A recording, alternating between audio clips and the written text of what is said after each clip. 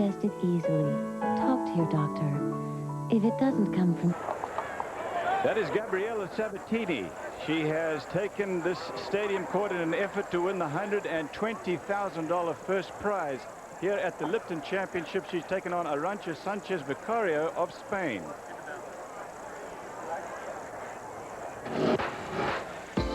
Each year, the Lipton Players Championship attracts a world-class field, but this year, some of the elite in the sport have been frustrated in the Miami heat.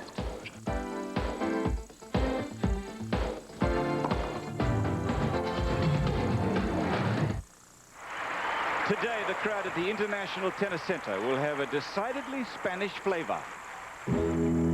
Gabriela Sabatini, Arantxa Sanchez-Vicario. Sabatini's from Argentina, but she's at home here. She's a crowd favorite anyway, but more so here because she has a home and a motorbike on Key Biscayne. As for Sanchez-Vicario of Spain, well, she just enjoys playing, and it shows. She's feisty, fit, and fast. From Key Biscayne in the Sunshine State, playground to over 40 million visitors a year, it's the final match of the women's singles, Gabriela Sabatini and Arantxa Sanchez-Vicario.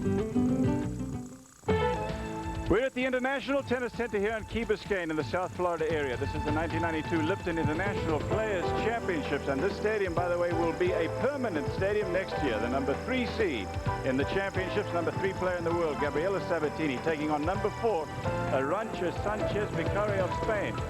Very friendly hello to you, everybody. It is a warm and pleasant day in South Florida today. A slight breeze, but not much of a factor because the stadium court is very well protected. A big day ahead here on ABC Sports. Next up on ABC, you'll see the Pro Bowlers Tour from Cleveland. It's the Cleveland Open. $135,000 at stake. Then Brian Boitano and Debbie Thomas and others on the ice.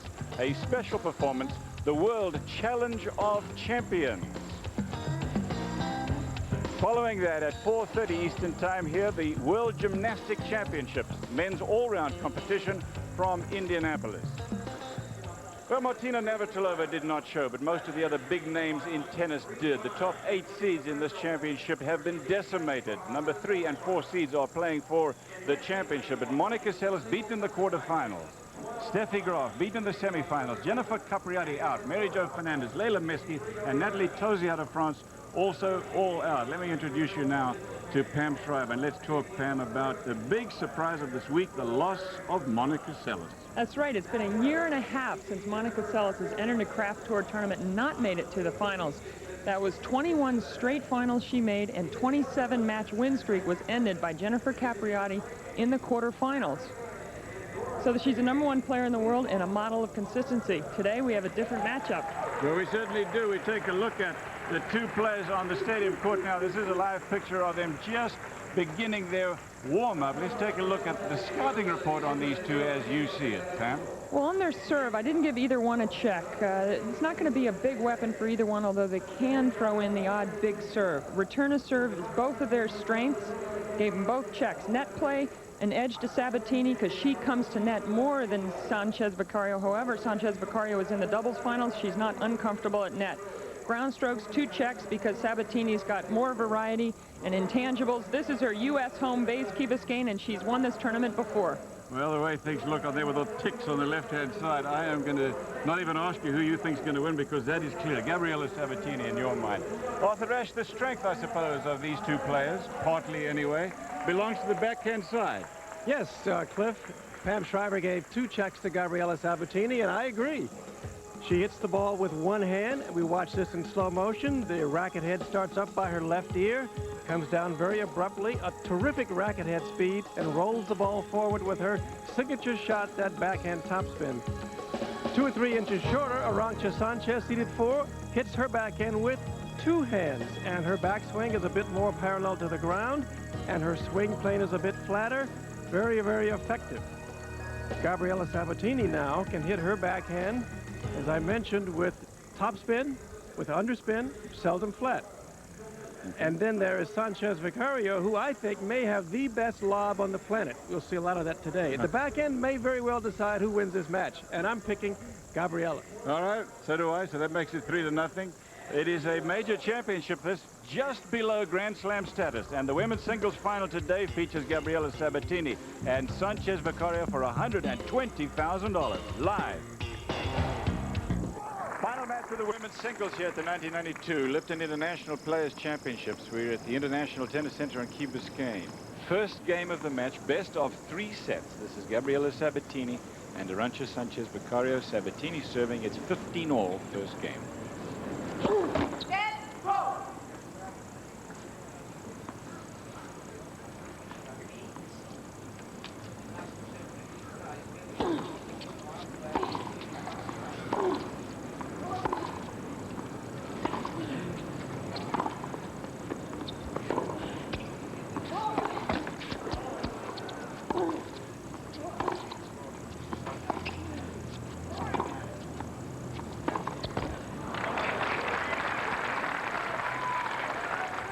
She's 21 years old, Sabatini now. She has won the U.S. Open Championships 5'8", born in Buenos Aires, lives in Buenos Aires still, and Key Biscayne, Florida, right here.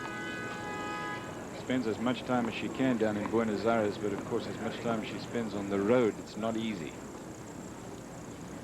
15-30.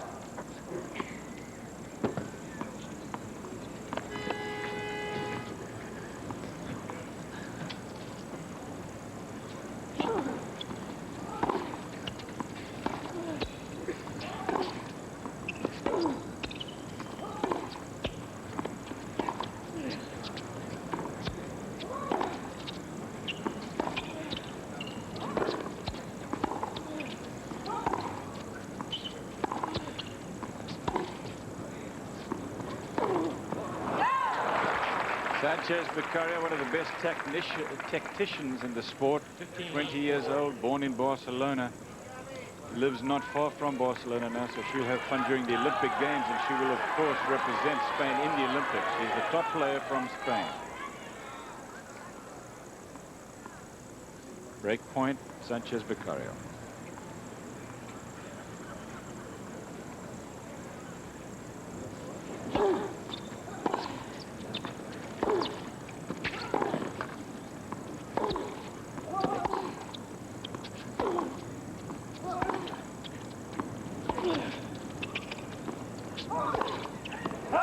Long. Still break point, 30-40. It's going to be very interesting in this match to see which one of the players takes the initiative and tries to go on the offensive first. There we saw Sanchez-Vicario try to blast the big forehand. This is not as easy a match for Gabby as it is against Graf in that she knows exactly how to play Graf. With Sanchez, she's going to have to be a little more thoughtful in when she attacks and when she plays counterpunch.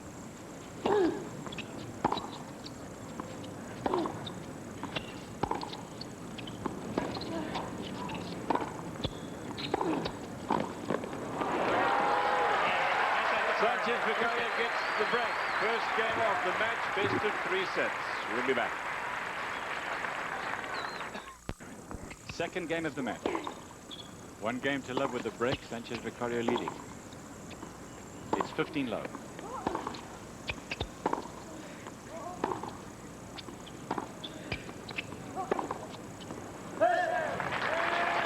Right there, Pam. I think after watching a game and a half, Gabriela might be better off hitting a bit more underspin than topspin. Well, one thing about Sanchez also is she's known for having quick starts. She is just ready from that first point on. I felt like Gabby wasn't quite ready from her first service game.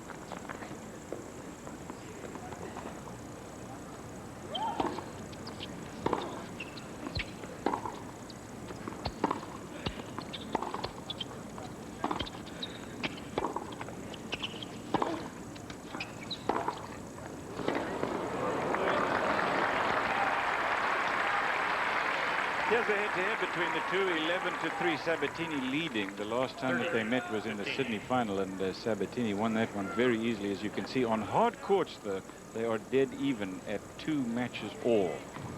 The main reason for that one-sided last encounter was that Sanchez-Vicario was also playing the doubles, and she played about 6 matches in 2 days going into that final.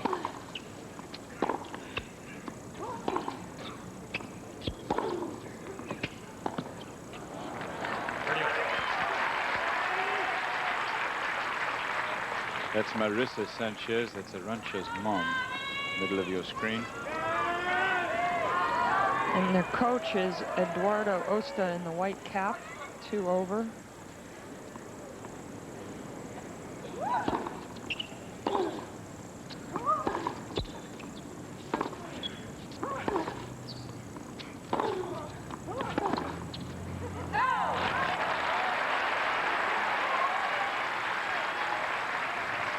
Osvaldo.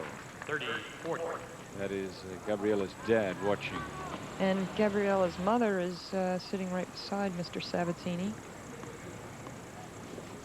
General Motors executive in Argentina.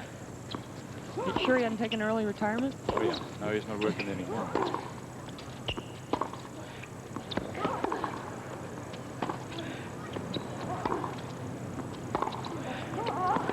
Break point.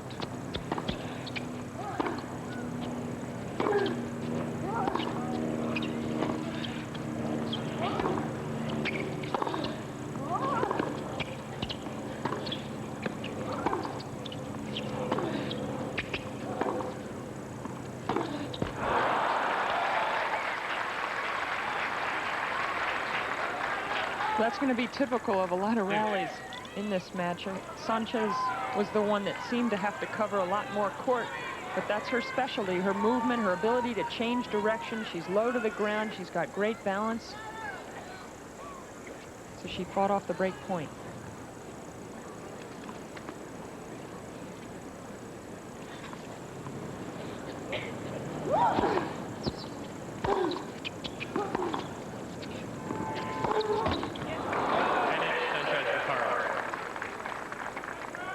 Game point now to Sanchez-Vicario. Gabriela Sabatini burst on the scene in 1984. She was the youngest person ever to win a match at the US Open. She lost in the 3rd round that year. And 2 years later, she became the youngest player to reach the semi-finals at Wimbledon.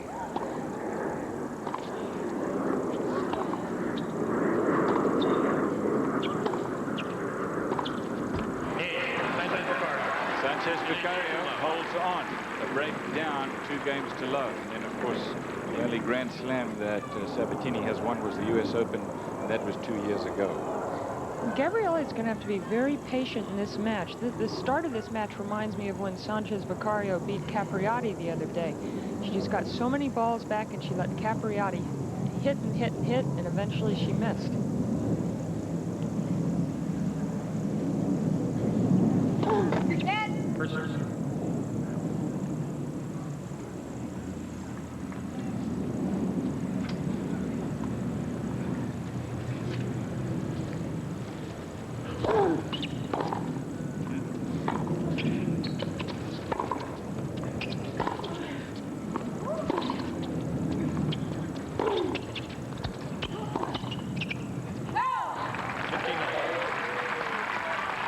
Get to the final. Sabatini got a bye in the 1st round. Katrina Adams, Ros Fairbank, Naidefer, 6-2, 6-love. Easy time of it, as you can see. Her only tough match was with Brenda Schultz. She lost a set there, but she beat Amy Fraser very easily. Steffi Graf, well, I can't say that wasn't a tough one, because it was. Lost the 1st set, had to win the tiebreaker in the 2nd.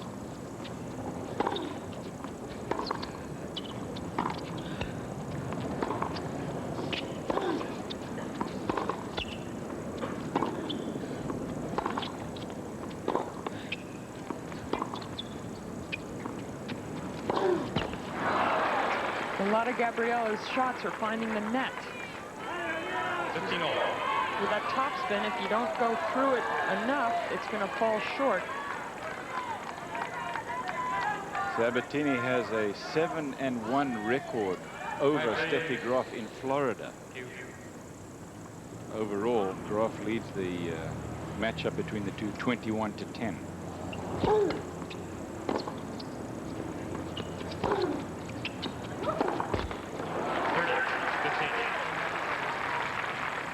In her early round, she defeated Lindsay Davenport, who's one of the promising U.S. junior kids, and then Ginger Helgerson, 6-2, 6-2. Barbara Rittner had to retire, but she was the 20th seed here, and then Amanda Kutzner in the quarterfinals. Kutzner's come off 2 great tournaments. Kutzner defeated Sabatini in the tournament before this, Virginia Slims of Florida.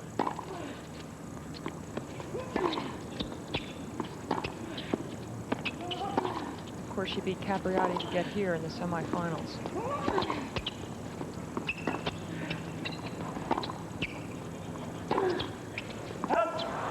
That was after Capriati had beaten Monica Seles in the match, or the surprise of the tournament anyway. Played very aggressive tennis. Nobody was expecting her to beat Monica Seles. Seles had not lost a match in 27 outings. 21 straight final appearances, working on Martina Navratilova's record of 23, but she didn't make it. All.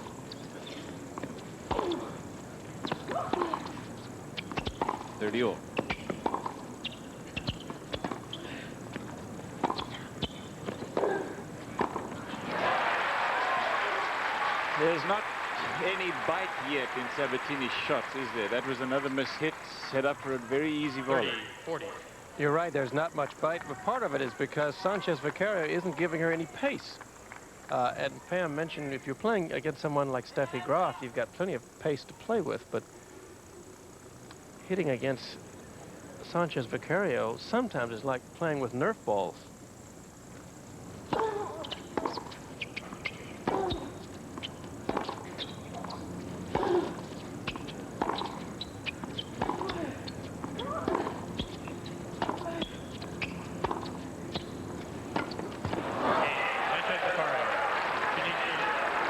Sanchez-Vicario has broken again.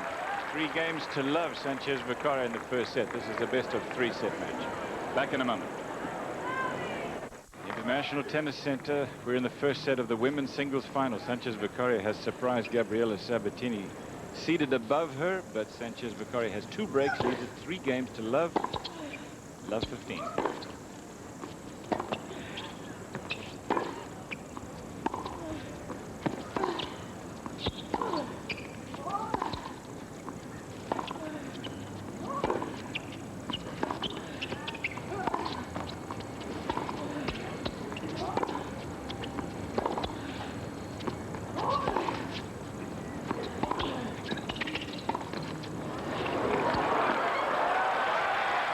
There's drop shot number 1, and we'll see more of those today before this match is over.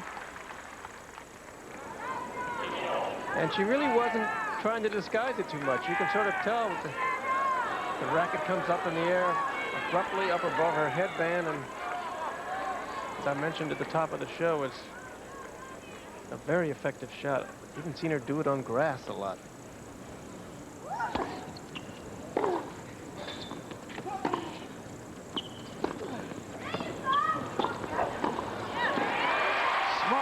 From both players. Sanchez-Vicario not going for too much, just kind of guiding it down the line, but Sabatini had it marked. It was interesting because Sabatini's approach shot really had nothing on it, and she knows that Sanchez likes to go up the line with a backhand pass, and she anticipated that. Chair umpire asking for silence during the point. That ain't gonna happen. No.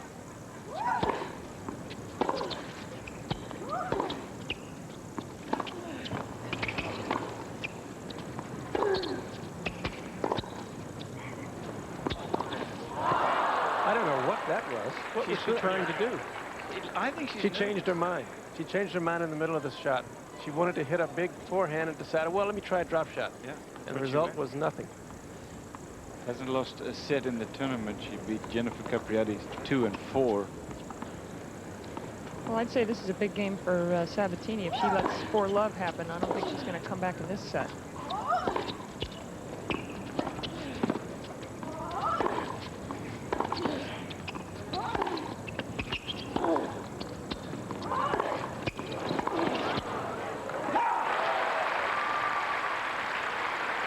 One knows what she wants to do and the other's not sure. It's just so obvious from looking right now. Sanchez is very happy, just retrieving, and then when she does get the opening, she's very clear with her shot, like she was on that last backhand. Gabriela is confused. Game point, Sanchez-Vicario for a 4-love lead, first set. Making us look good. Game point. Well, I think most people felt it was going to be a close match, and you can't count Sanchez out of anything. But you've got to give Sabatini the edge on paper.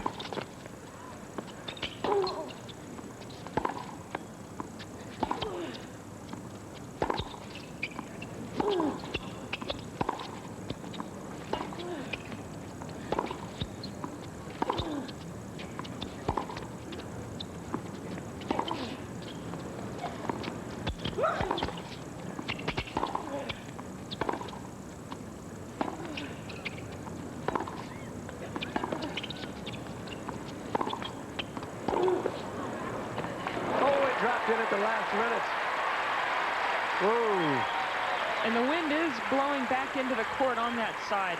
Looks like the wind took it a little bit. But Sanchez will regret this because she's such in the position to win the point. All she needs to do is close with the backhand volley, hit it back cross court. Yes, when in doubt, hit it. And that was a game point for 4-love, which really would have just about locked up this first set. Now, if Sabatini gets to 3-1, that might be a turnaround.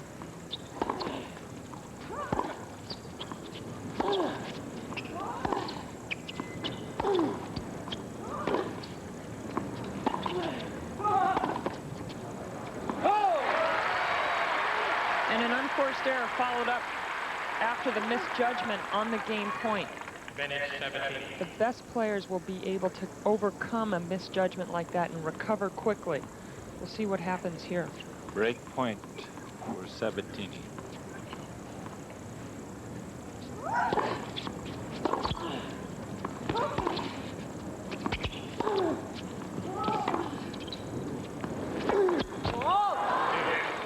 Again in the net. Wild swing too. It's got to be tension. Early stages of the match, maybe. Steffi Graf won the first set against her. And they lost a match that she played. Then she came through, won the tiebreaker, and then just ran away with the third set.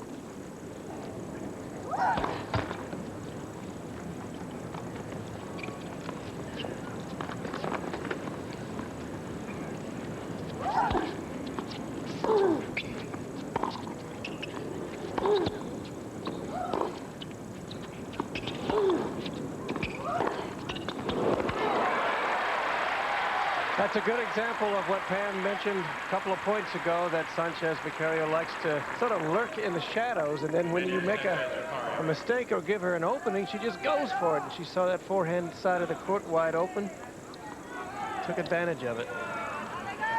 And ironically, that backhand off the line was a shot that Sabatini exploited when she played Steffi Graf 2 nights ago.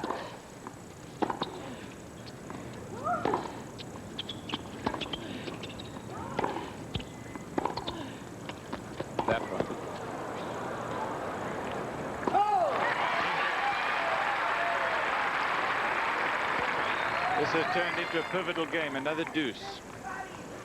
Both had chances to put it away. Yes, this game, the outcome will seriously affect one of the two players. Sanchez will feel somewhat vindicated by her wait-and-see, peekaboo style play, and Sabatini will think, maybe I don't have to go to plan B yet.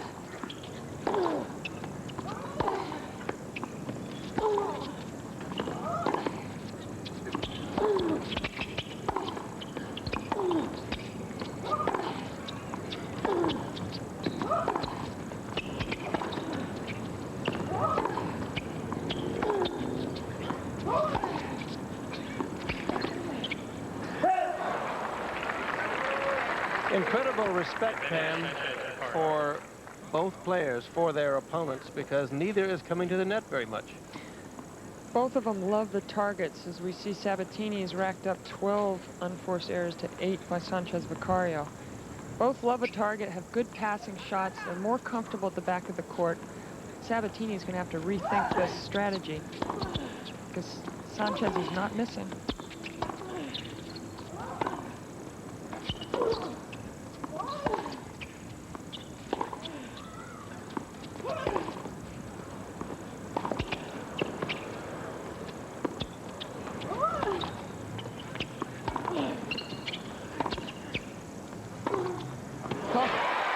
That's the shot we talked about earlier. She's able to hit that with that rolling top spin down the line, and she does it with the narrowest of openings. The other thing she does so well is she can change direction. This ball came from back cross court, and she changes the direction to blast it up the line. That is such a tough shot to time. And you know, it's not lucky in her case. No, it's not, because she did it too many times. She does. We see her do it. Pam said in the last match against Steffi Graf, she hit him, I mean, on the money every time. Of course, that last shot's going to be a winner no matter what, but Graf always hedges to the backhand side. And Gabby's just having trouble putting two in a row together. She's taking her time on the point. Well, no matter who you are, if you hit the ball with topspin, the ball is not going to go as far as we look at Sanchez-Vicario's mother and coach sitting there watching, hoping, praying.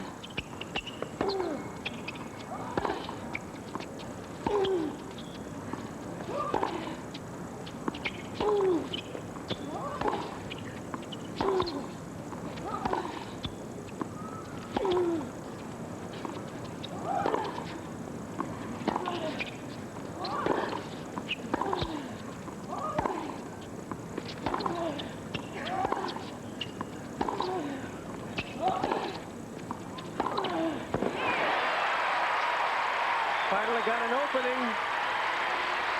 And that forehand, it looked like it was hit with confidence, not one of those I hope it goes in forehands. Well, she started to hit a lot of balls now. She should start to get her timing. That's the first time we've seen a bit of emotion from Sabatini, and the crowd got behind her a little bit. You were talking about Sanchez-Vicario's backhand looking a little bit like Michael Chang's a moment ago. And you know, her game and the way she plays a little bit like Chang.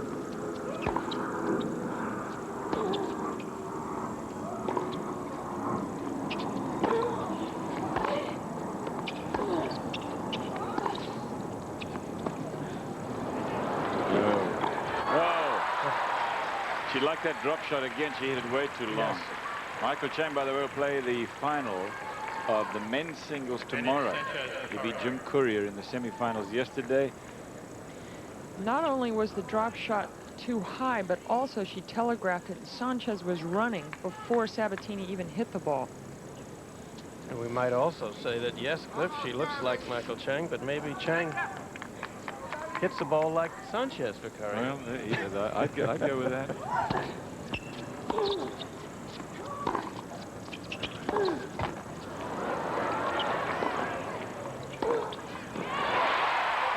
Called wide.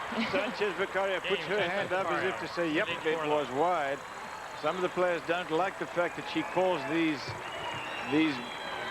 line calls on her own sometimes. Nevertheless, that call will not get changed, and Sanchez-Vicario wins the game and leads 4 games to love now in the first set.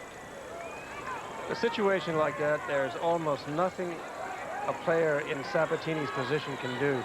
It's the far sideline, and that's the line that the umpire would least want to overrule because it's far away. Plus, it wasn't that bad a call. No. It was like it was a foot out of it. We happen to be literally sitting high up atop, directly over that line. We couldn't tell. I couldn't. No.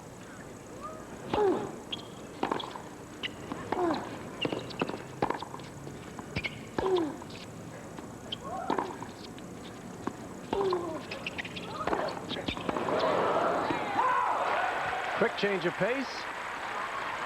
Ratchet up the speed a bit. Certainly caught Gabriela flat-footed.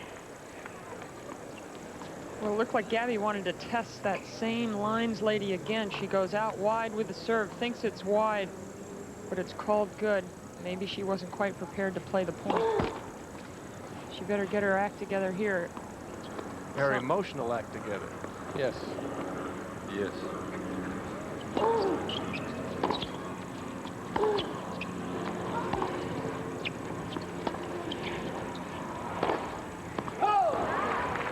The Cleveland Open next here on ABC Sports. And then, of course, Debbie Thomas and Brian Boitano, Scott Hamilton, and more will electrify the ice with special performances at the World Challenge of Champions, and then finally men's all-round competition at the World Gymnastics Championships. Coming your way all today on ABC.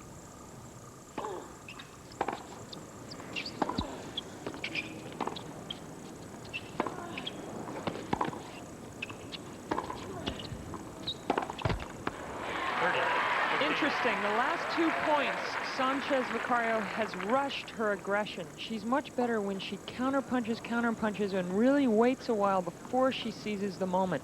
The last 2 points, she took it too soon and tried to smack a winner. That's what happens when she gets a little tight.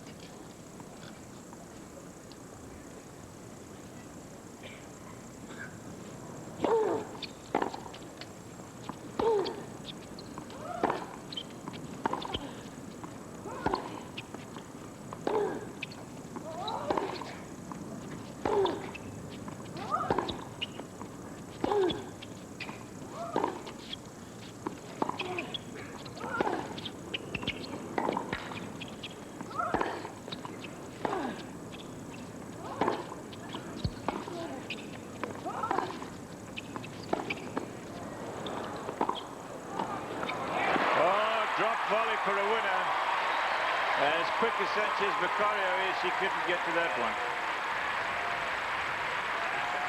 Game point, Sabatini. Well, we're going to see one great approach shot. It floated, it floated. Gabby thought it was going to go deep, but she's against the wind. And then that drop forehand volley. I don't know if she planned to make it that good, but it was a heck of a shot.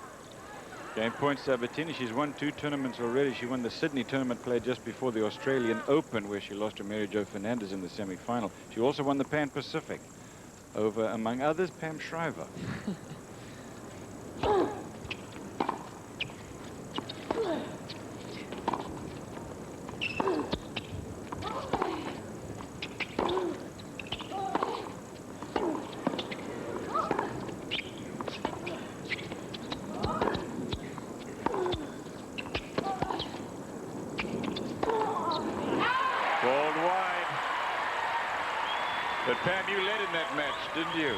In Tokyo. Yeah, I had my chance for my first big win in a few years. 4-1 in the third and serving, Cliff. And as you said, I choked the big one. I didn't say that. Yeah, you said that. Well, the crowd's getting all over the last call, but it was definitely wide. But it was the same woman who the crowd felt made the bad call earlier in the game. Yeah, I don't think Sabatini even is questioning this one. The crowd, they tend to get involved down here. It's been nice. We've had Davis Cup style crowd reaction, which is always fun to be part of. It's Mary Lynn Baker from Annapolis, Maryland, being tested on that sideline. Still game point here for Sabatini. Speaking of lets, the ITF is thinking of doing away with lets. Meaning that the let cord would be played good on the serve. It would be a live shot. Correct. Yeah, but that's not going to happen.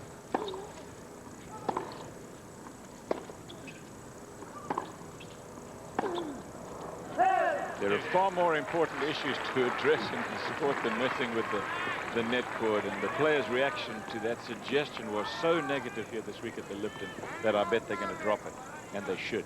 Deuce in this game, so Sabatini had her chances here, but Sanchez-Vicario has crept back. It's 4 games to love Sanchez-Vicario and deuce.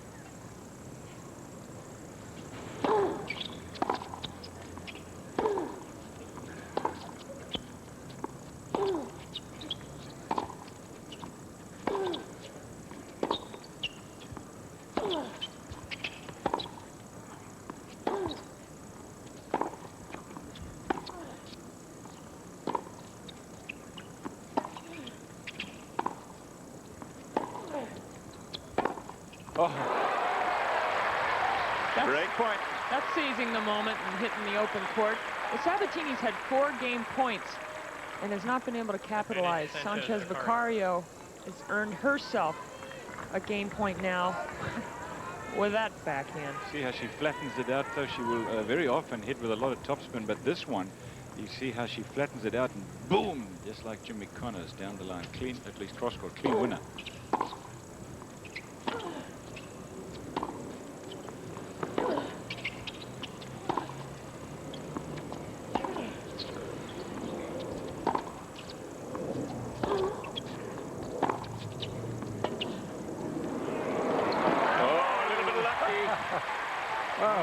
Drop shot.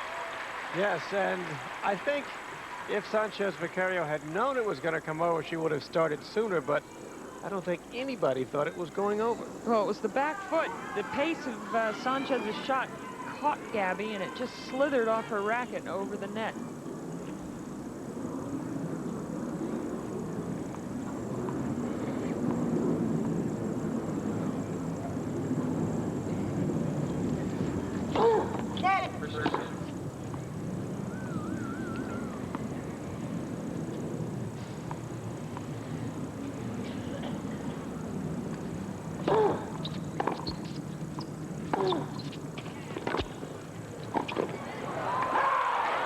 Just long. Question now, Pam, with Sabatini facing a point for being down 5-love.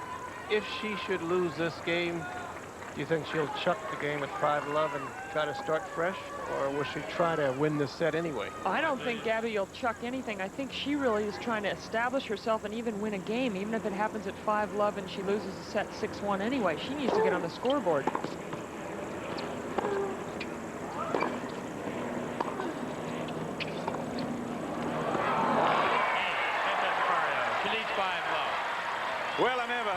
this, we'll return with more tennis from the Lipton after this word from our ABC stations. 5 games to love. Sanchez-Vicario over Gabriela Sabatini. We're in the first set of this best-of-3 set final match here at the Lipton Players Championships.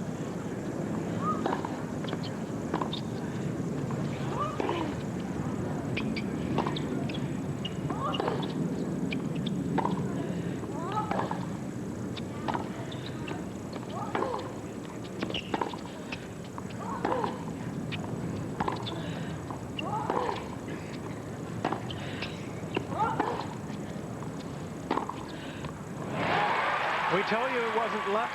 She did it again. And on that changeover, Sabatini requested the WTA trainer, Kathleen Stroya, come out onto the court, and she took off her shoe.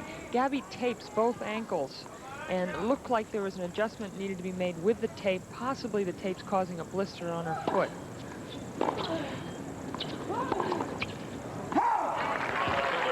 But she didn't need an injury timeout. She got her sock and shoe on in time for the 90-second changeover. There is the taped. Right. Both of them, actually. Are taped. Both feet.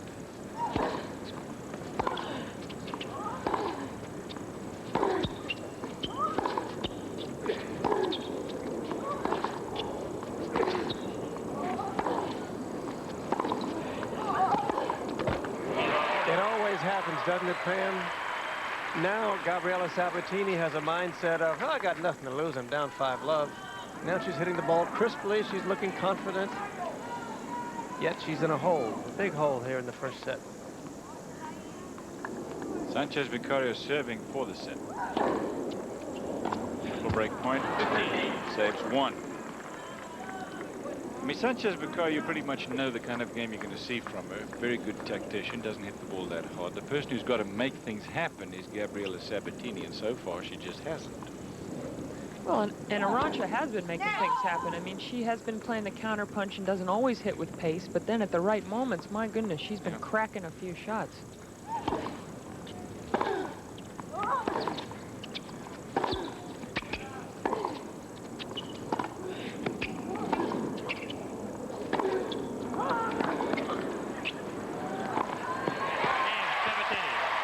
Sabatini draws first blood for her in this match. Osvaldo is the father of Sabatini. She says about him, she says, I'm just like my dad, serious, responsible, and quiet. And her dad would have liked the way she hit that backhand up the line and followed up with a forehand volley winner. Finally got on the scoreboard. Mother's name, by the way, was next to Osvaldo is Beatrice. 5 games to 1. Tomorrow here on ABC, the Lipton Players Championship men's final, 4 o'clock Eastern time. Michael Chang will take on Alberto Mancini, who beat, among others, Boris Becker in this championship, and yesterday Jakob Hlasek of Switzerland.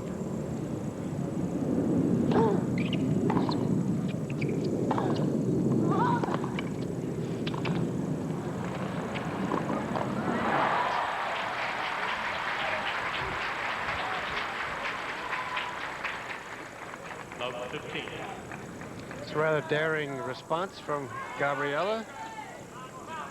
At the net, she tried a backhand drop volley. Didn't work too well, and then she paid the price because Sanchez-Vicario got to it very easily. Sabatini is kind of quiet and relatively shy, but she's got a little more outgoing, Pam, now, I think, because her English is a lot better, so when she's in English-speaking countries, she feels more comfortable. Definitely, and I think her coach, Carlos Kirlmeyer, has also helped make her more extroverted. He's such a loose guy, isn't he? Yes. Tino.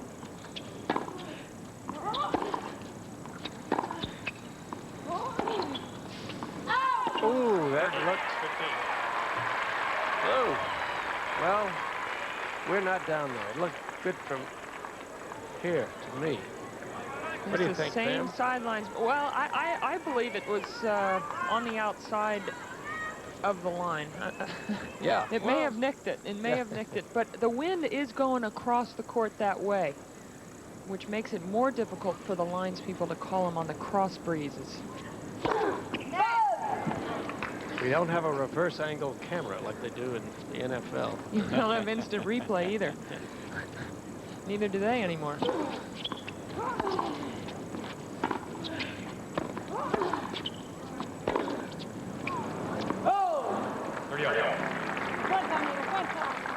Arancha would like to get this set over with right here this game. Up 5-love and 5-1 now, and she'd just like to close it out. Only won 10 points on her serve in the match. And this match is very young. Only 6 games have been played. It's 5 games to 1. 30 all in this game.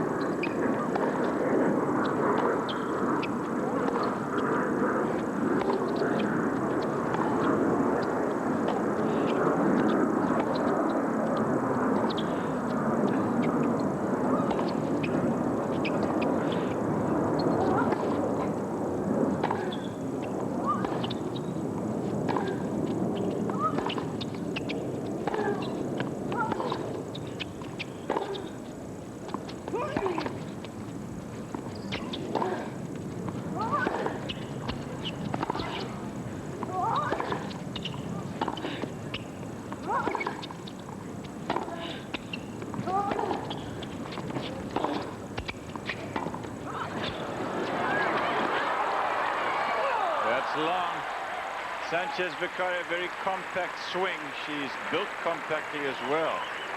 There's just not a lot of that can go wrong with her swing, and that's one of the problems that Sabatini has today. This is set point. Sabatini's taking her time. Both players are. But Sabatini had to cover a lot of court in that point. She hasn't won her serve in this set yet.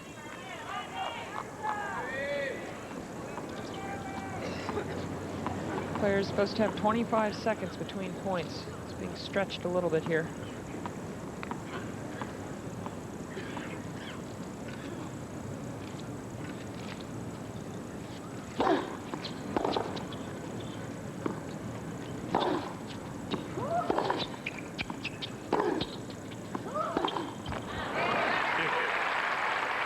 Pam, would Gabriela serve and volley? Would she even consider serving? Oh, sure. Yeah. Now, I mean, it's nothing to lose, basically. I don't know if she'd do it right now. You know, it's an interesting one. Gabby's tall. She's almost 5'9", but she really doesn't use her serve as a consistent weapon. She more or less just gets it in most of the time. Indoors, sometimes she goes to the big one. That was a 67-mile-an-hour soft one. Ooh.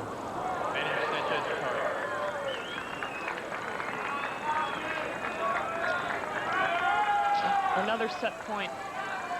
Second of the set.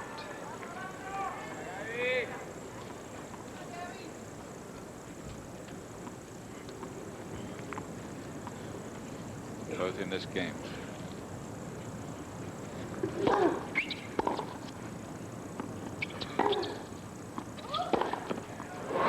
There it is. Sabatini only able to gather 1 point in the first set. Sanchez-Vicario 6 games to 1. Here's how Sanchez-Vicario, lower left of your screen, won that last point, and that was set point. Set is over. You're watching now the first game of the second set. Sanchez-Vicario serving.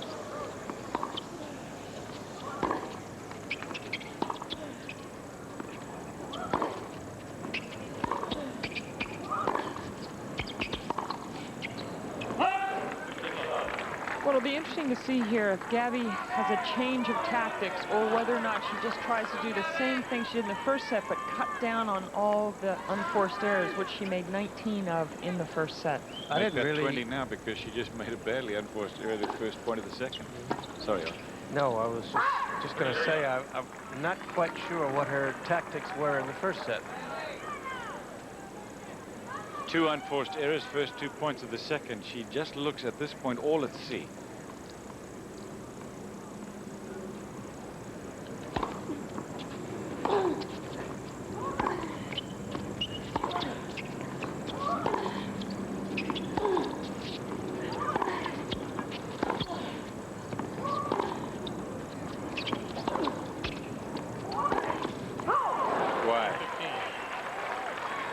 Take a look at the statistical analysis of the first set. Well, the first serve percentages are dead even, just about 87, 86, as, again, neither one uses it as a weapon. No aces, no double faults. Winner's about the same, but unforced error is a clear disadvantage to Sabatini. Well, I think you were right, Pam. Sabatini's not playing very well, but it's because Sanchez is playing well.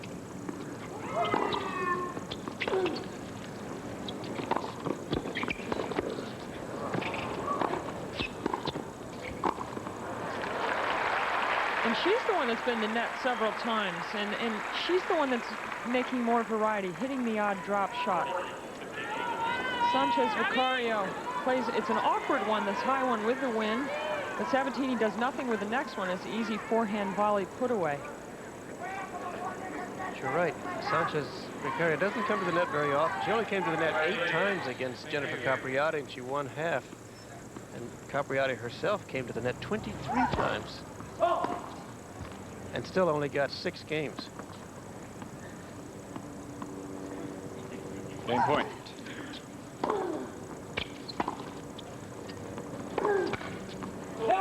That's why Sabatini just cannot find the court today. She's in trouble in this match, down 1-0 and she lost the first set. Sabatini's coach, he's a very mellow guy, kind of a renaissance man, as Arthur Ashe says. He was on the tennis tour for a long time, and then he was a drummer in a rock group called the Fleabags. And that's pretty much been the description of Gabby's game so far today, the Fleabags.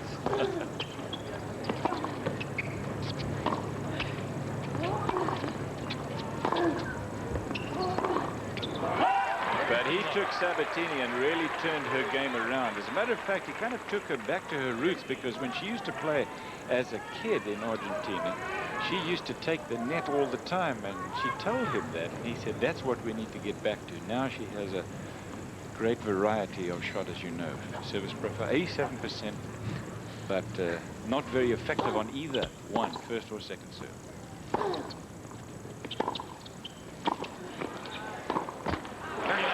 Well, a tentative approach to the net. But it was an approach to the net. It may signal a little change in strategy. See if she starts coming in now 3 or 4 times a game instead of 3 or 4 times in a set. It's not easy to hit that many passes because it is very breezy.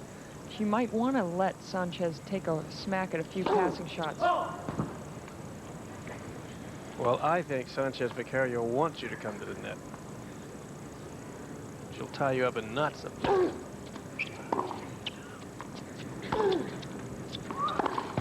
She's tied her up in knots. She hasn't, so I don't know what her options are, Arthur, at this point. You're right, but Sanchez-Vicario's got so many shots. I mean, she can loop it, she can hit it with chips. I mean, she can lob it down the line, cross court. It's not fun to play against her if you're not confident. And confidence is the hard currency of this sport, no question. Gabby's trying to hit a few serves harder. That last one was a fault, but it was 90 miles an hour, hardest serve of the match.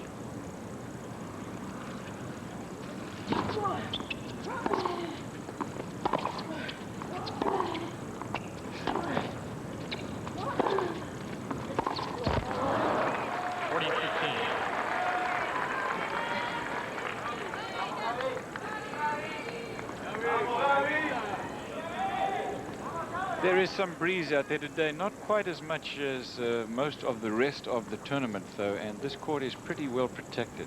It's a factor, but not a big one today, I wouldn't judge. Game point.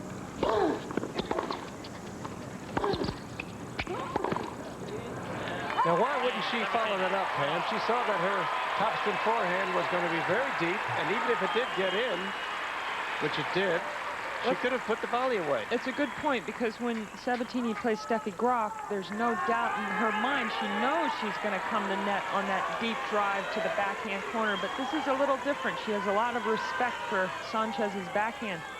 She may have too much respect right now.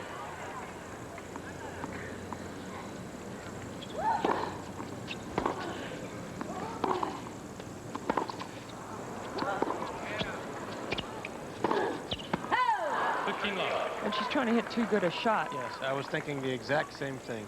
I mean, she Which is normal, though. Sometimes when you're down, you figure the only way to get out of the hole you're in is to hit your way out.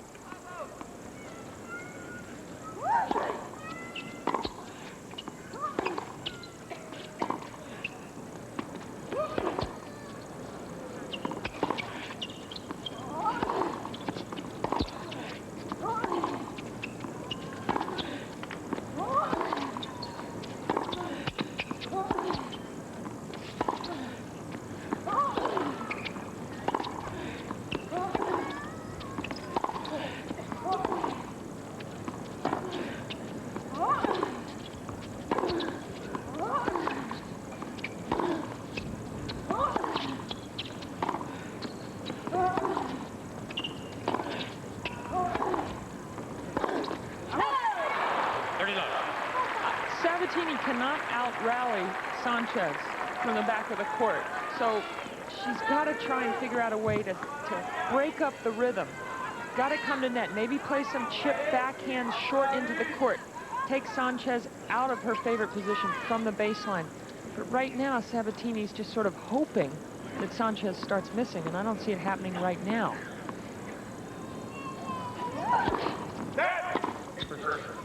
I don't see it happening, period. I don't think Sanchez-Vicario is going to start missing. She's not that kind of player.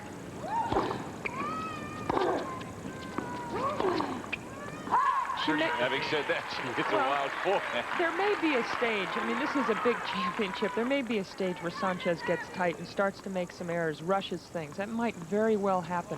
Especially if Sabatini does what you suggest, come into the net and force her to do a few things. 30-15.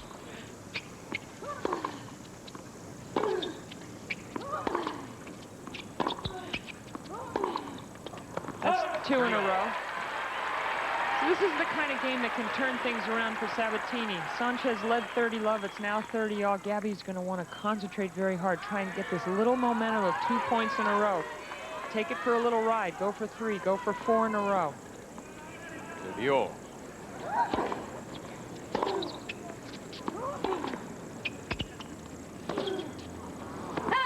Whoops. 40-30.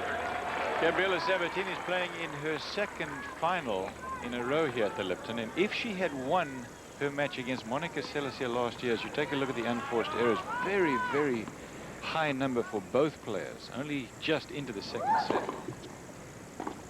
1 game more.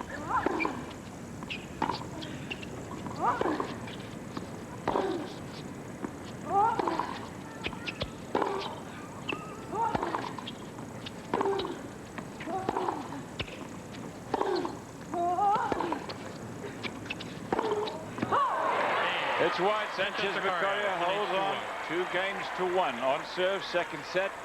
First set, Sanchez-Vicario 6-1. We'll be back with more after this from our ABC stations. This is Sabatini serving to Sanchez-Vicario. 2-1. Sanchez-Vicario leads in the second set. We're on serve, of course, 6-1. First set to Sanchez-Vicario. It's 15-love.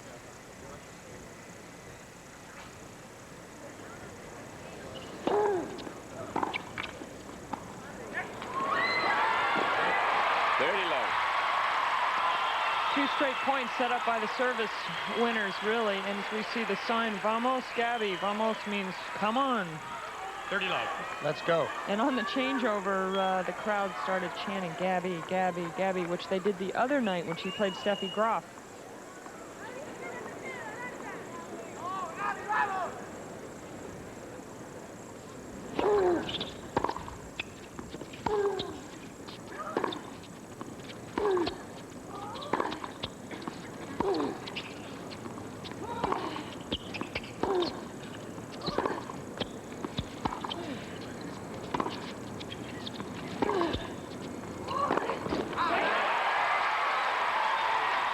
Sabatini doesn't have that good an overall record against Steffi Graf, but here in Florida, 7th win in 8 meetings in the semi-final. She beat Graf in the semi-finals here. She lost, as I said, to Monica Seles in the final here last year, and if she hadn't lost that match, she would have won 6 tournaments in a row. She was very much on a roll. She was a hair's breadth away from being #1 in the world.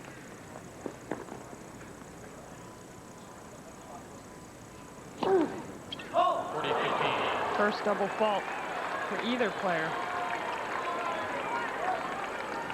Well, we expect a few from Sabatini. She had 3 against Graf the other day.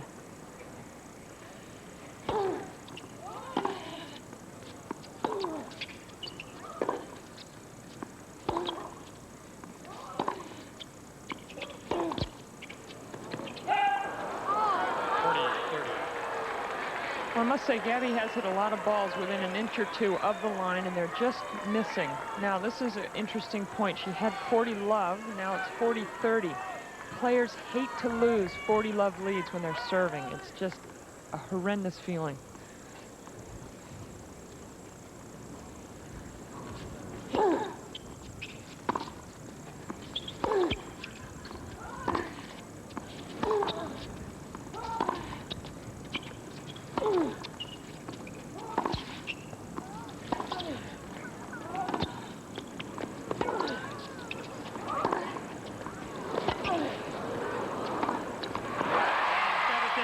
Sabatini holds on. 2 games all, second set. Tomorrow on ABC, the World League returns. It's our season premiere match here at Lipton 92. Sanchez-Vicario serving 2 games all, second set.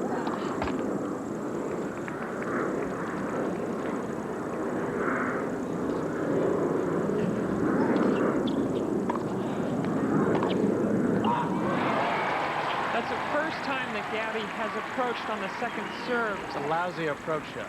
15 love. Didn't hit it hard enough.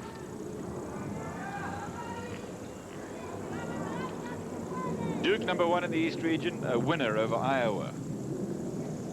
75-62, and that's a final.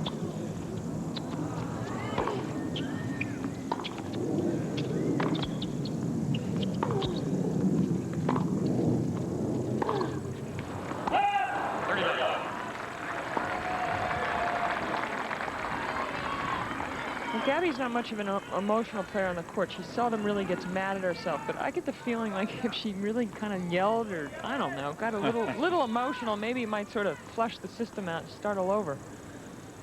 She's definitely frustrated.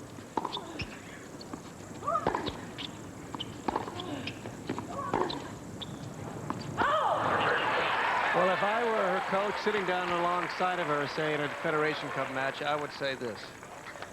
Hit the ball down the middle with underspin. Don't make any errors unless you're going for a passing shot. In other words, be patient. Be patient. Just have the mental discipline not to make an error unless you're going for a passing shot. Hit it down the middle with underspin.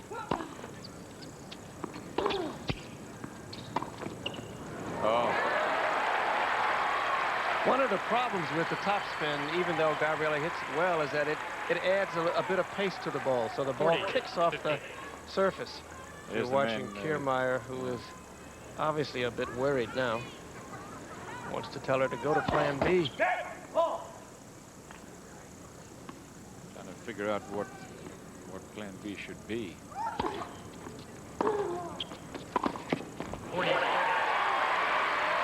40-30.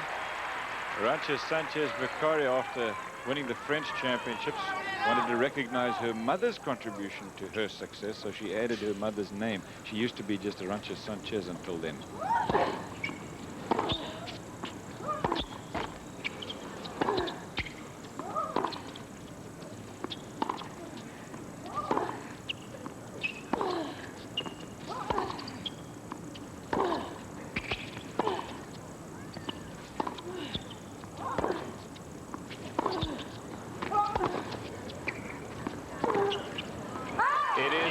Sanchez-Vicario holds on. It's customary in Spain, by the way, to use both parents' surnames.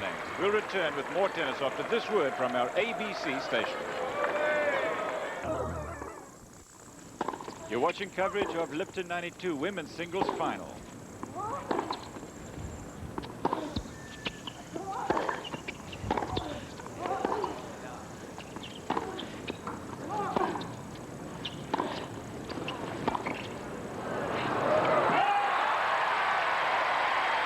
It's long. It's 3 3-2. Sanchez-Vicario leading. This is Gabriela Sabatini serving in the second set. First set to Sanchez-Vicario. I'm Cliff Drysdale along with Pam Shriver and Arthur Ashe. What made that approach shot so good is it was hit with extreme slice, stayed low, and it was shorter, and Sanchez had to come in off the baseline. Wasn't able to control it.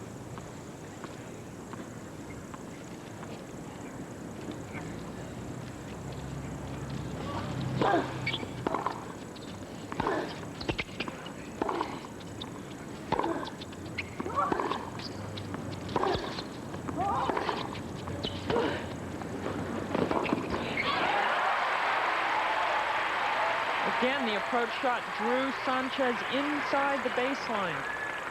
She'd much prefer to pass behind the baseline.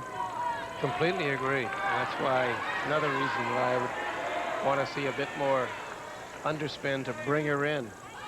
Underspin is going to grab on the court a bit, not bounce through as it does with topspin.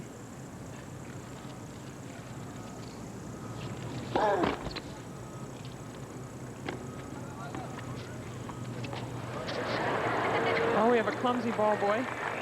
Crowd gives him a nice applause for picking it up on his 5th try. 30 love.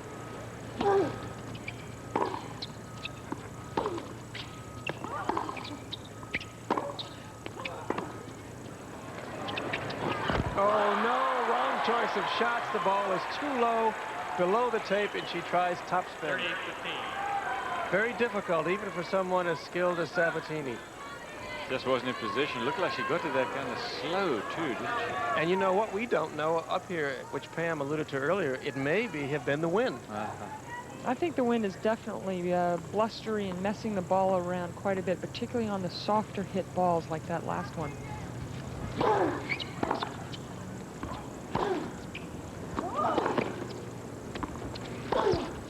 Gabby sneaking in. It's good.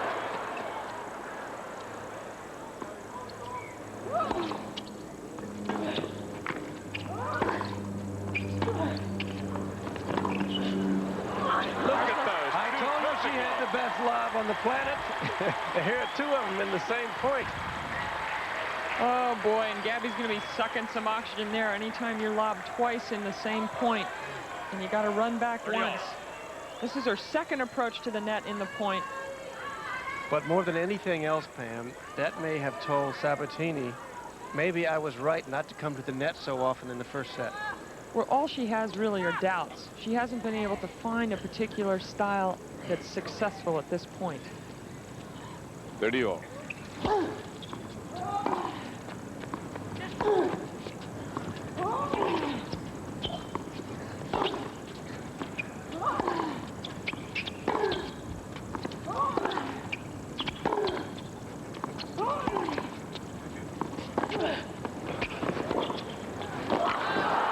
I told you she would tie her up in knots. And the forehand, when Sanchez goes to pass, more times than not, 8 times out of 10, it's going to go back cross court. I would not want to play her. Split step, but she doesn't cut it off. She sort of heads diagonal. She needed to head towards the net and in a hurry.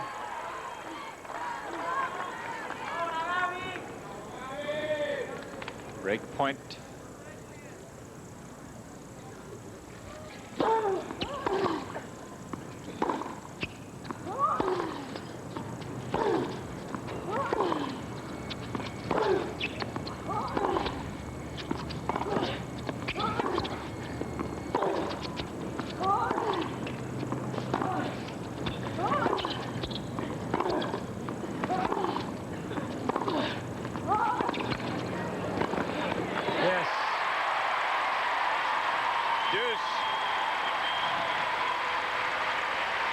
Beautifully constructed point.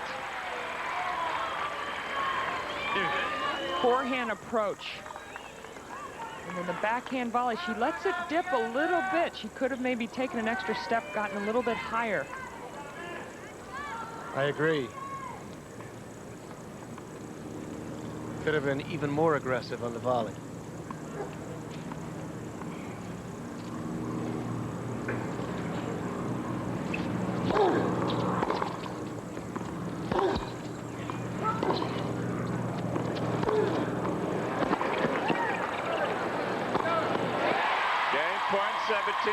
comeback in this game.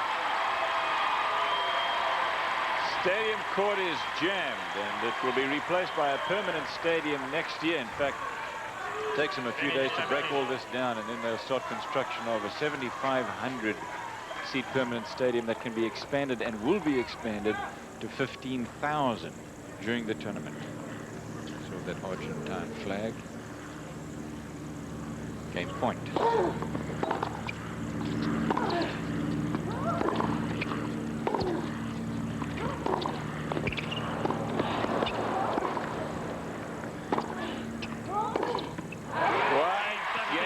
Sabatini, 3-3 in the second set. Join us again tomorrow. Men's final live coverage, the Lipton Players Championship. The 6-seeded Michael Chang will take on Alberto Mancini for close to $200,000 to the winner. That's tomorrow at 4 Eastern Time, 3 Central and Pacific, here on ABC Sports. Michael Chang and Alberto Mancini, who beat Boris Becker here. Chang beat the #1 player in the world, Jim Courier, in the semifinals. You still picking Sabatini, Cliff? No. At this stage, no.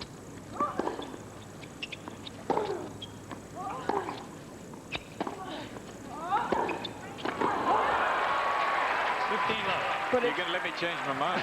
But you know what's interesting is in that last game, Sabatini got into Sanchez's head for the first time. Sanchez was curious. When is Gabby come to net? Is she there now? Oh, no, she's not. This time, of course, it's the favorite backhand cross-court pass.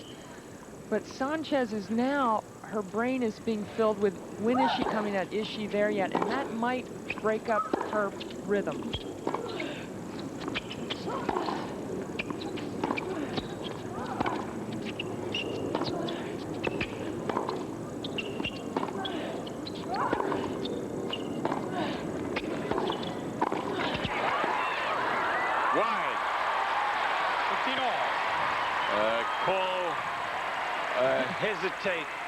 The caller rather hesitated for just a moment, but then called it wide. 15 all.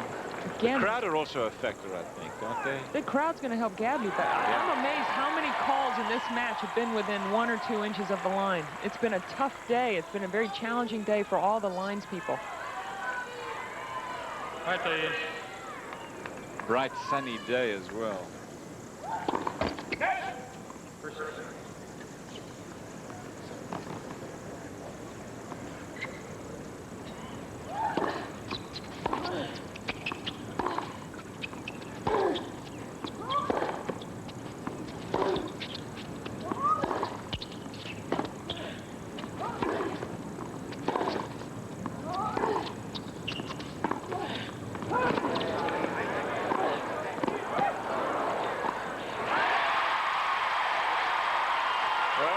Sabatini, 15-30, and the crowd appreciate this. They are going to pump her up. She says that she loves to play down here because of this crowd reaction. Net points 110 of 20, 50% only for Sabatini, but that percentage looks like it may be going up. Sanchez-Vicario only come in 9 times with a very high percentage.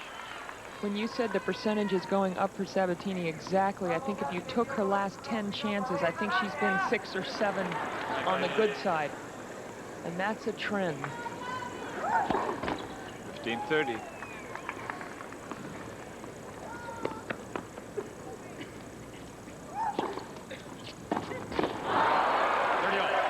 Well, she's decided to start attacking, hasn't she? Yes, it may have been a bit forced. I think she's got to attack down the middle more. But that wasn't a bad play, because what she tried to do was chip it short and make Sanchez come forward. I believe it just hit the top of the tape, so all she has to do is make that little inch adjustment.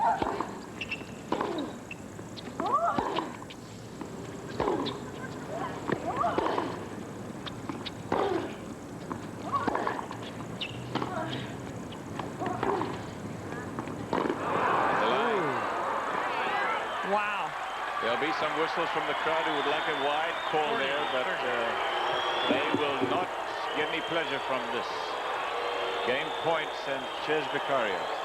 And Gabby's not known for questioning calls unless there's pretty good reason. Can't tell on the replay.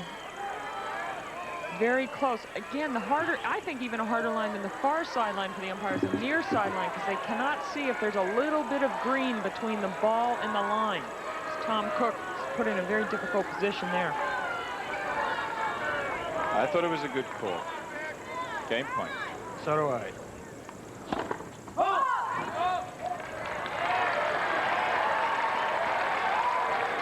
Oh, look at Gabby's changed her return position.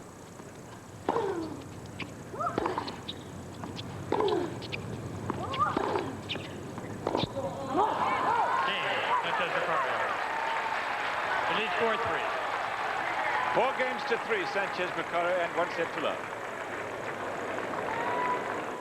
4 games to 3. Let's take a look here as you continue to watch live coverage on the right. And the last point is Sabatini's reaction to losing the last game and making yet another unforced error.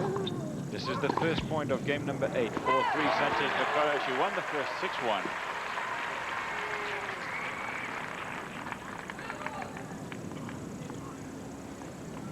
Love.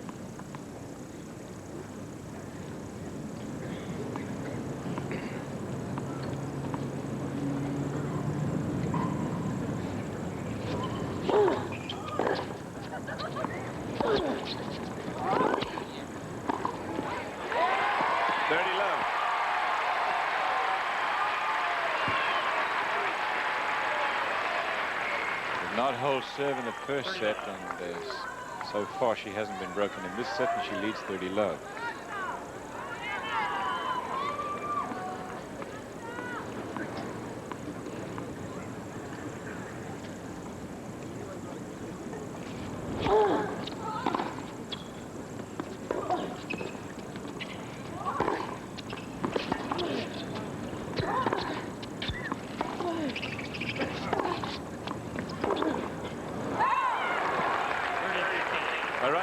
Sanchez-Vicario started playing when she was about 4 years old. If she hadn't, she'd not seen very much of her family, because both of her parents played, and so did, of course, her brothers Emilia and Javier, who are both pro players now. And her older sister Marissa actually also played. She graduated from Pepperdine on a tennis scholarship.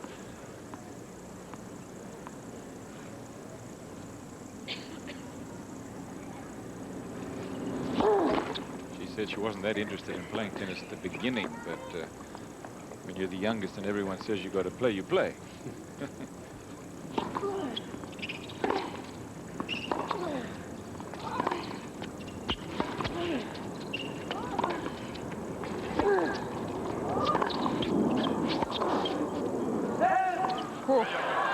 Another ball so close to the line. And now this brings up 30 all, and if Sanchez can win this point, she'll have a break point, which would then give her the opportunity of maybe serving for this match, this championship. Double fault, Pam? No. I said no. We'll see. I agree.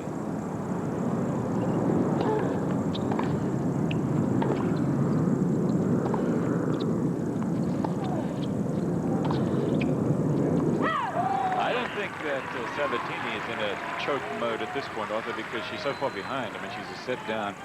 She's down in the second set, although no breaks to serve yet. But I think she's, you know, there's only one way for her to go, and that's up. 34-24 in unforced errors. It's a lot for both players.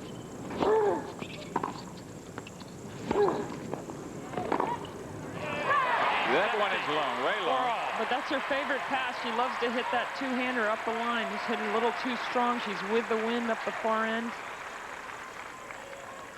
4 games all, second set. I didn't ask you, Pam. You changed your mind about who you think's going to win? I still think Gabby can win this. Well, who do you think will win? Well, I'll stick with my original, which means that we're in for a 3-setter, obviously. Thank you. You can't change midstream, can you? Well, you have to when you're set down and you're given an opportunity.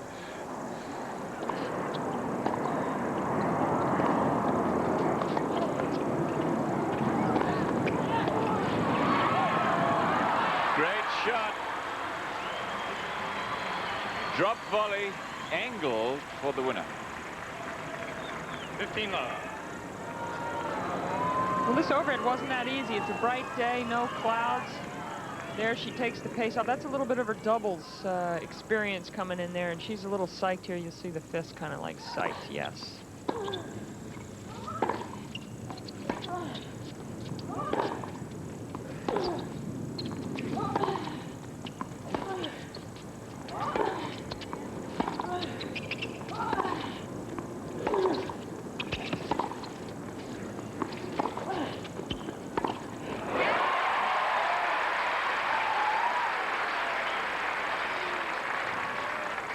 By the time Arantxa was 13, she had won the Spanish National Women's Championship. The federation, Spanish Federation at that time didn't really help the women players hardly at all, she says. That's changed now. First time I remember Arantxa was playing Federation Cup in Prague against Martina Navratilova. First time Martina had gone back to Prague. That was in 1986.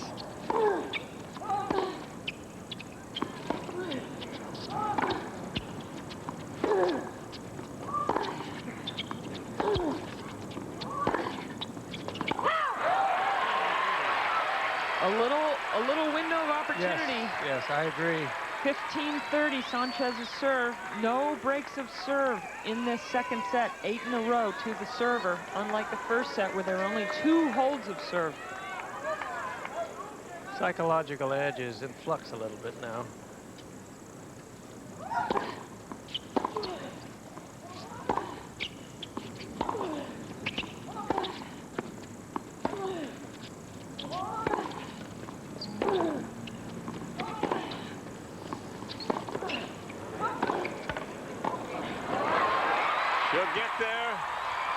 The love's good.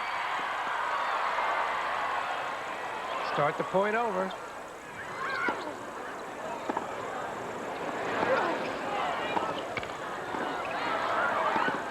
Spotlight of Arantxa Sanchez-Vicario. Drop shots and lobs at everything. There's a few guts left on the court after that point. I'll tell you what, those two are just everywhere. Standing ovation from part of the crowd. That was the shot that got Arantxa back in the first part of the rally. And then Gabby's going to find her way to net once again, but the backhand approach could have been a little deeper. And that two-hander is a tough one. That was a Boris Becker dive. That might have been the shot of the tournament, the point of the tournament, rather. It was the point of the tournament, in my book. And understandably, the two gals have taken their time to get their act together. Gabby's just going to shove her skirt down there. Doesn't want to give any free views to anyone in the stands there. 30-all. Sanchez-Vicario hitting that forehand with coming under the ball instead of over it on the pass.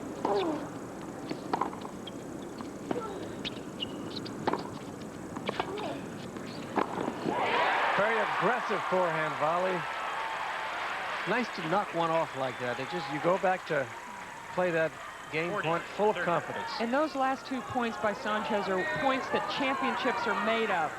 And she seized the moment on that one, came to net, put away the volley. And remember, the point before that was the killer point, and she was down 15-30 before those 2 points. Now she's game point for 5-4.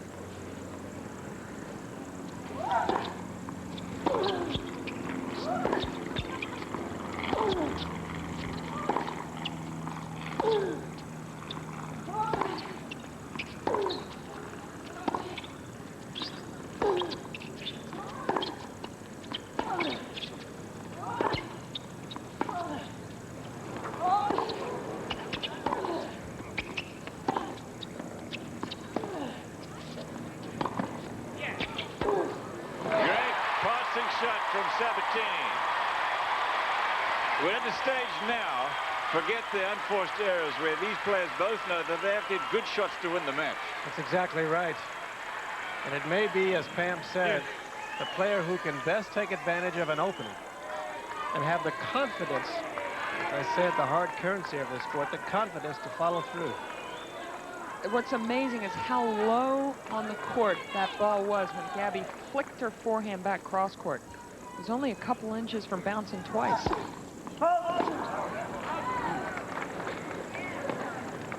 Sanchez-Vicario had no double faults in her match against Capriati.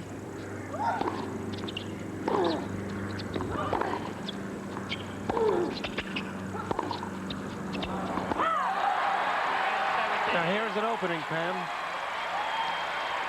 Break point for Sabatini, and there haven't been many in this set. Now I expect if Sanchez-Vicario misses her first serve, Gabby's going to move over to the doubles alley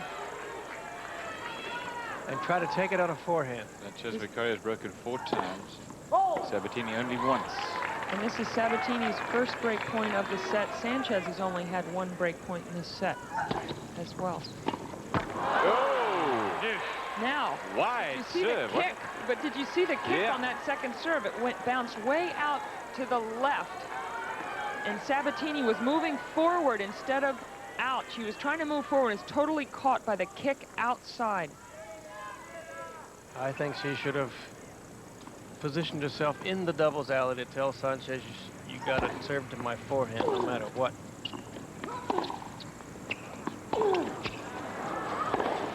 Oh, no protest from Sabatini on that baseline call.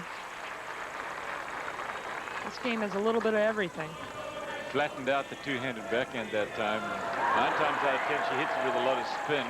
But that time she flattened it out, and that's what got her the winner. Very, very smart player.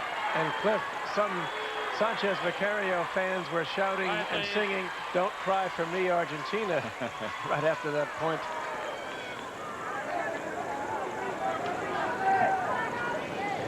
Game point now to Sanchez-Vicario.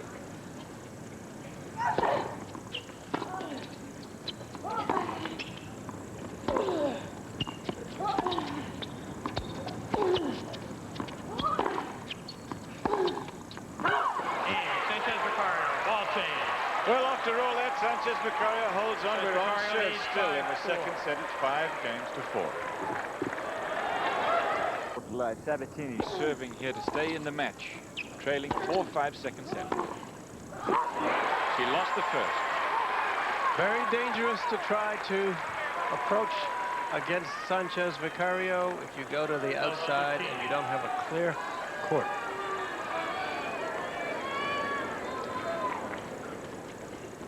And that's exactly what happened.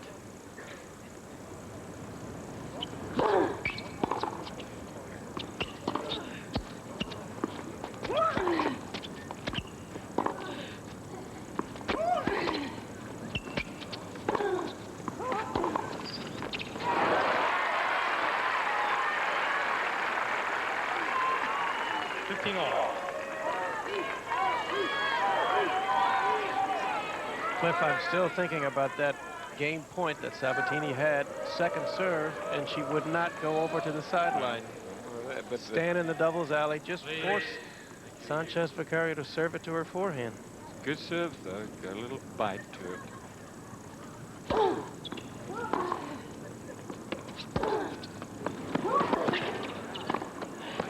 Yes. Certainly opened up the court that time and took advantage of that. 30-15. She sees she had pulled Sanchez-Vicario way off court. Came in and hit the inside-out backhand volley.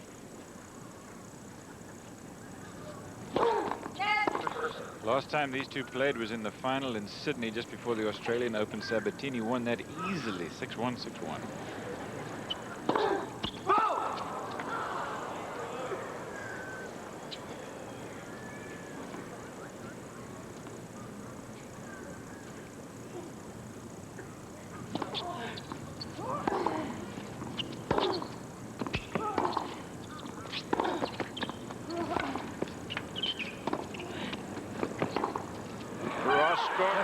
Wide.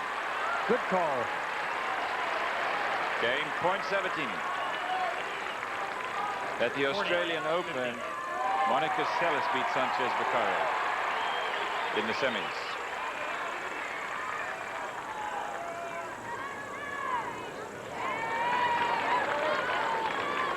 5-8.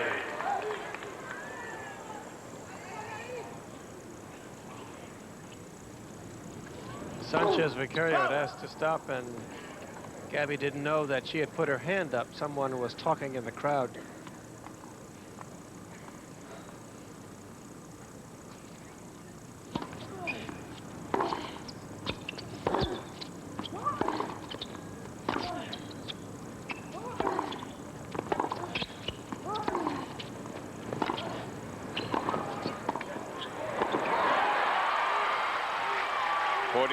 They played 14 times.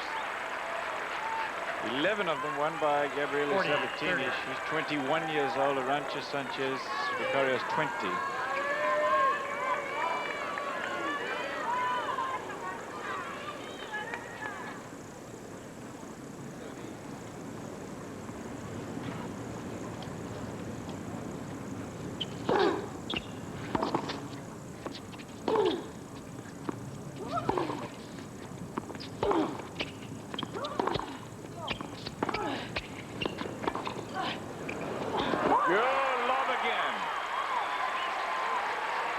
For a clean winner.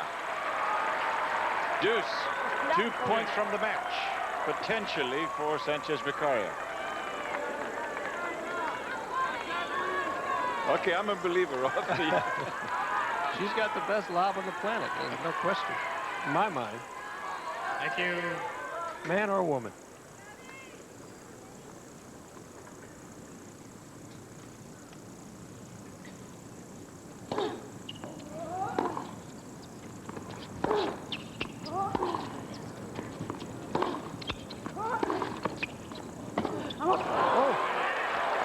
Sanchez-Vicario has decided to just go for the high percentage play, not go for too much, and she has match point. And you got to believe her strategy now is just get the ball in the court. Don't make any errors. Or an error. Thank you. Quiet, please.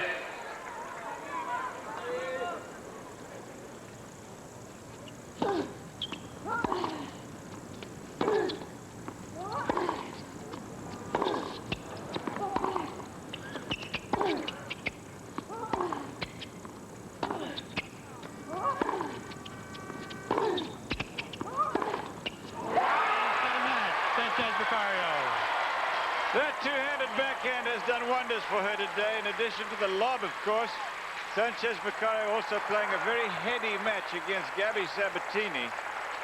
And she wins it in straight sets. Arthur, what a performance. It certainly was. It fooled all of us. All three of us thought at the beginning of the match that Gabriela Sabatini would come out on top, but wasn't the case. And that's the reason right there. A spunky, creative, hard-working young Spanish player. Hugging her mother, Marissa, and her coach, Eduardo Oster. What an effort. 6-1, 6-4. We'll return after these commercials and a word from our ABC stations. Welcome back, everybody, to our live coverage of the Sanchez-Vicario Gabriela Sabatini match, won by Sanchez-Vicario 6-1, 6-4. Let's go down to courtside now. Tournament chairman Butch Buckles for the presentation. Ladies and gentlemen, I'd like to introduce you to some people that make this tennis tournament work. At the very end, representing our volunteers, Susan Mitchell, our referee, Alan Mills, representing the Women's Tennis Association, Georgina Clark, representing Craft Tour, Leslie Allen, the tournament director, my brother Cliff, the president and CEO of Thomas J. Lipton, Mr. Blaine Hess, and the president of Lipton Sports Inc., Jerry Boyce. And now we'd like to have our runner-up over, please.